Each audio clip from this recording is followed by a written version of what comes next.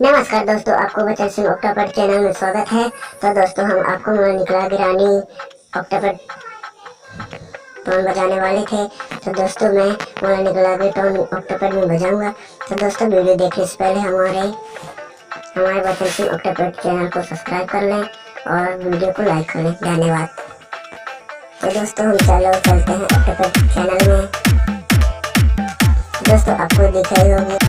दोस्तों, क्लिक करने के बाद वो यहाँ पे सेटिंग दिख रही होगी। इस सेटिंग में क्लिक करना है आपको। यहाँ लोड ये मशीन दिख रही होगी दोस्तों। तो दोस्तों, सब थोड़ी नीचे जाना है।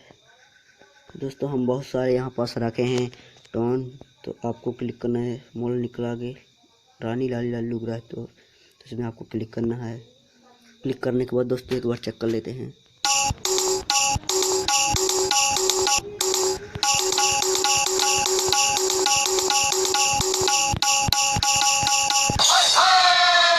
तो दोस्तों, हम म्यूजिक चालू कर लेते हैं। पहले काट